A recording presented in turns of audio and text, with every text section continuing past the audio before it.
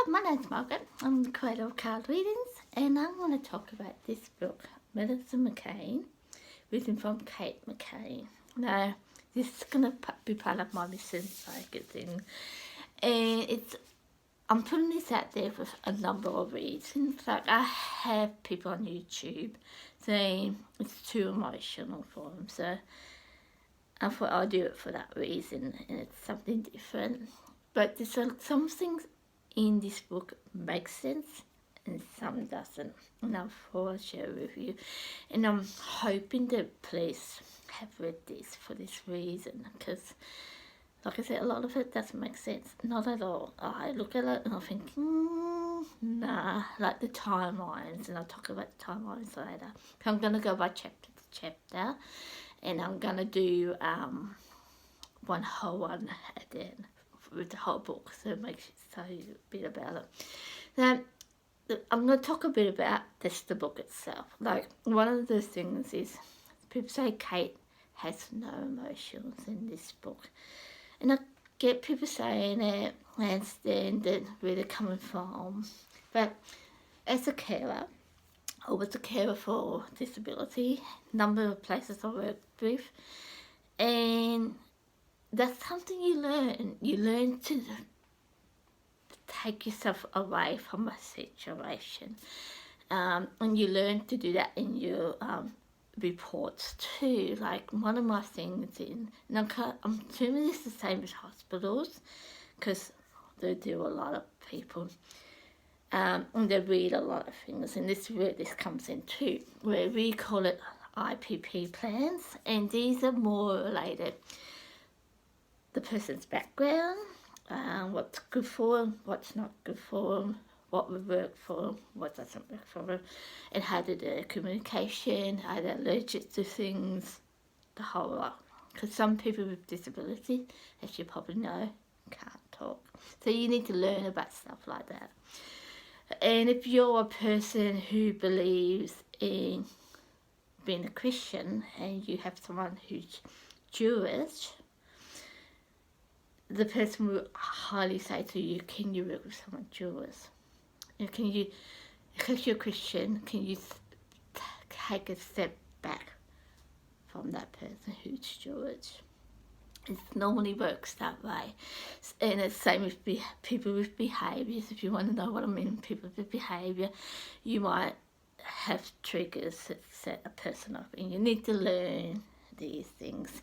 And if it does, can you try your emotions? That's what it is, it's emotions. So this is probably something Kate learned being a doctor, because I'm assuming being a doctor or a nurse, you have to deal with a lot of different people. Some people are quite abusive, and yes, you shouldn't take it as a nurse or a doctor, but you learn to stand back from their emotion, and you try not to bring it on. And that's the same with reports. Like, a perfect example for me are intimate reports. When you're reading an intimate report, you have to say what happened beforehand. So you gave them wrong medication, right? What happens beforehand? Was I talking to someone, or was I too busy to do something? Then what happened at the time when I gave the person their medication? What happened to that person? What happened to me? And then you have to turn around and say, what happened? What did you do afterwards?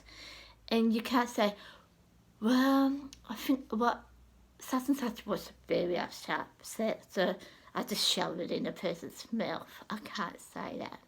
I have to say it in a way that don't show emotions. So that's it. If someone's yelling, you can't say, well, I think such and such was yelling. You have to have the proof that person was yelling. And I think that's what Kate's doing with the book. I think she's telling these stories, and some of it, people will say, what has this got to do with Madeline's disappearance? And I get that. But in, like, her talking about what her life was like before Madeleine, you never know. Someone before Madeleine was born might know something. You know, you don't know. And this is why that she does these things. And I think that's why she does these things. Keep her emotions back. And like, it's almost like someone who has autism. They don't show their emotions. That's what Kate's doing. Because that's probably what you've been taught. You know, just gives the facts, don't show emotions. So I thought that's important to share with you. So if you do read this book, try and think about it in a medical way where maybe they can't show emotions. Maybe that's why they're doing it, why she's doing it, yeah? Secondly, with the book, and I won't get really into it, but certain things I've picked up and I want to share with you. One of the things is, yes, she doesn't live in the psychics. I'm okay with that. I mean, 1 out of 2 are fake. The con artists, they take money away from you, whatever. They do wrong things towards you. Some psychics do. I'm a psychic, so I can say that. I can say that towards people that I know. Yeah. Some people are quite a con artists, so you have to pick that up on the way. So I understand that with Kate, yeah. But then she talks about a young man, and she gave a piece of a hairbrush to this man, and I think that he took some hair from this hairbrush, put it in a machine, and it has to locate where Madeleine is. Then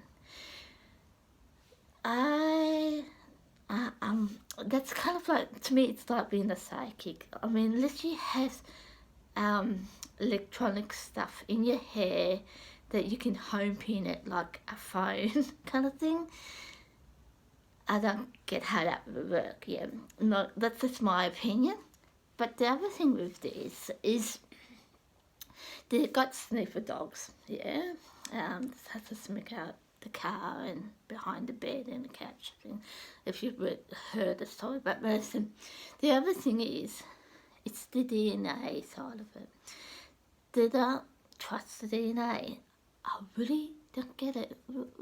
You can trust a guy, can put a piece of hair in a machine, can locate your daughter, but you don't trust sniffer dogs and the police with the sniffer dogs and the DNA. Dogs and police are trying to do this kind of stuff. I don't get it, but they are actually trained for it. It's like you guide dogs, you know, people train guide dogs. You don't just get a guide dog and say, here's the guide dog to someone who's blind. These dogs are trained. They get fundraisers for these dogs to be trained. So it's the same as the sniffer dogs. I don't get why they wouldn't believe in the police and the sniffer dogs here.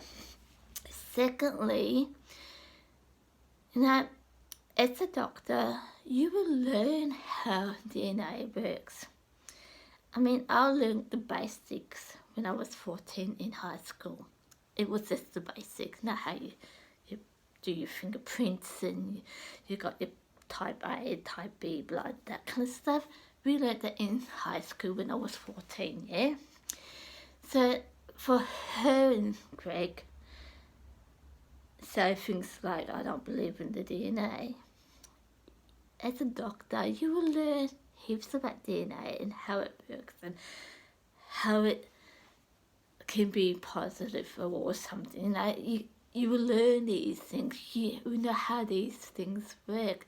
So I don't get why they don't trust the DNA in that way. Because you know, Greg and Kate meant to be high up in the doctor's side of it. Like, I don't know how high, but they're meant to be high up. And for them, don't understand how the DNA works and how it works just genuinely. I'm amazed. I'm so amazed how they can trust a DNA hair sample to like locate your daughter, but they don't trust DNA in the sniffer dogs. I mean, you have to train to do these things as a person. Like, you go into lab, you learn how the DNA works, and you do it. That makes some sense for me, for them to not believe in that. yes, I get the psychic side of it. There's no real proof in that. I like to know how it works, so I get it. But there are con artists out there who praise on people who are bilingual, and I get that. But not believing DNA and double snippers, I don't get it. Why wouldn't you not believe in it? I mean, you understand how it works. You should know how it works as a doctor. So I don't get why you won't. So that's my theory in that. So I want to share that with you.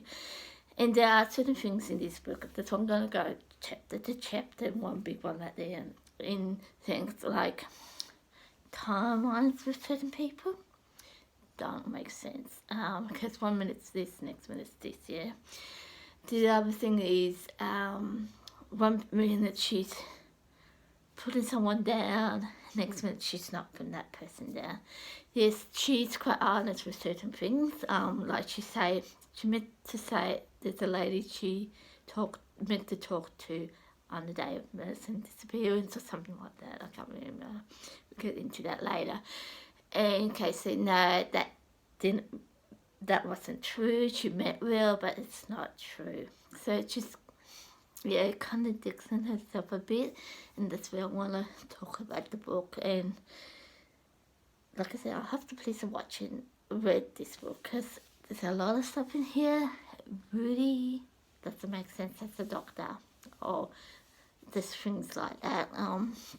It just really doesn't make sense. Another thing as a doctor, you wouldn't learn how to like remember your times, or like the whole thing you see on TV, died at a certain time. You remember these things when you like I'll get the whole thing at the second time in medicine went missing in a minute. Look for I get that bit. But the other things you would think makes sense, like what time the plane came, what time we left, that kind of stuff. So that's pretty much what I got for you right today. I'm going to do this weekly, hopefully, and see how we go with that. And it's quite an intimate book, so I'm hoping you enjoy me with it and like it, and subscribe if you like it. But it's an interesting book in itself, especially from a parent's point of view. I must admit, it's quite interesting from a parent's view. And how a parent sees things, because I've got 4 other books, and the other 4 books are from strangers. Yes, one of them is from a paper, but it's quite different from someone standing by watching it to someone's been in it and know the person itself. In this sense, it's her daughter, so it's quite interesting. So if you like it, subscribe and like on my YouTube, and continue and see what thing. And it's gonna be facts. I have to say to you now, it is gonna be facts. It's not gonna be so I heard. It's gonna be facts. So if you like, join me next time, and if you don't, it's okay too. Bye. See you later.